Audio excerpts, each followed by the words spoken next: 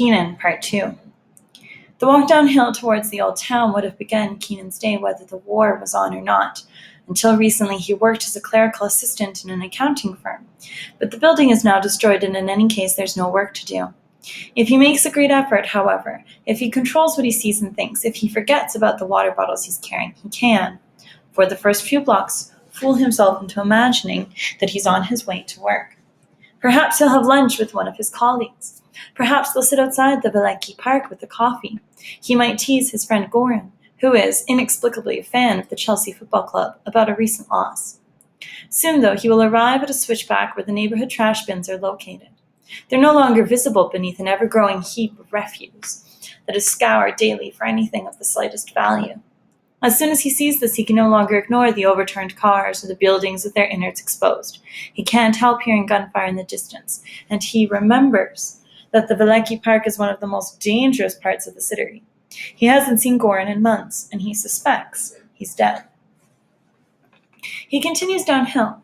If he looks up, he can see the mountains to the south. He wonders if the men on the hills can see him. He imagines it's possible.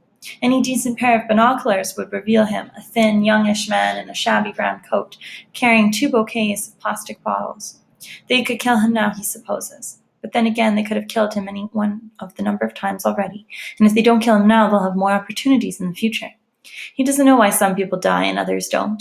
He doesn't have any idea about the men on the hills make their choices, and he doesn't think he wants to know. What would he think about? Would he be flattered that they didn't choose him, or offended he wasn't a worthy target in their eyes? Kenan is flanked on either side by 4 or 5-story apartment buildings. None of them has escaped damage, though this neighborhood has fared far better than many others in the city. Behind him is a green Volkswagen sedan that has been hit by a shell. It looks as if an enormous thumb has pressed into it, as though it was made of dough. The windshield has been blown out, and the driver's side door has been ripped apart. Kenan thinks the car belongs to a man who lives on the 2nd floor of the building across the street. It's hard to tell. The man didn't mention his car being destroyed the last time Kenan saw him, and that's no longer the sort of thing one mentions.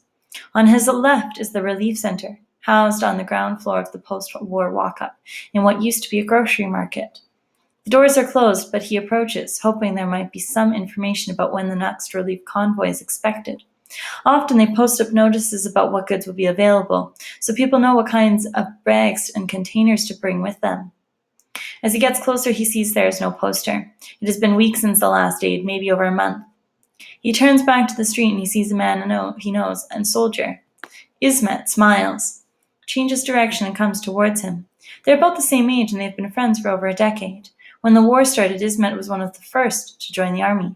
He worked as a taxi driver before the war, but his car was destroyed. And now he walks nearly 8 kilometers to the front lines in the north, by the television relay station. He usually spends 4 days at the front and then returns home for 4 days to be with his wife and infant daughter. Sometimes, late at night, he comes to Kenan's house and tells him about the fighting. He has told him of sharing a gun with another man, how they had 20 bullets and how it was their job to stop 3 tanks from advancing along a ridge. All the while they knew that if the tanks advanced, there would be nothing they could do.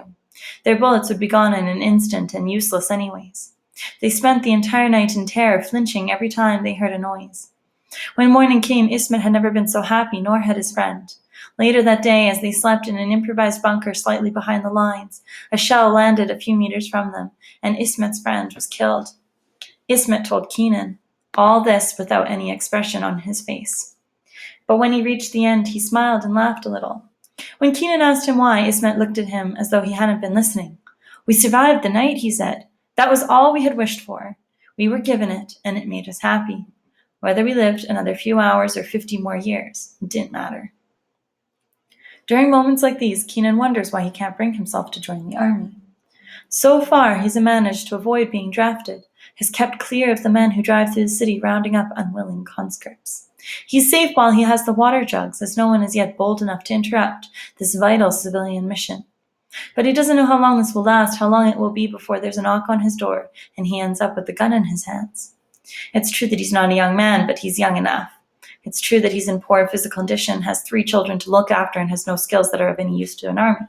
But they would take him.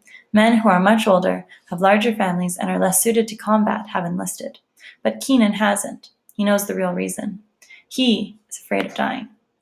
He may very well die at any moment, whether he's in the army or not, but he feels as though as a civilian his chances are lower, and if he's killed it will be unjust, whereas for a soldier, death is part of the job.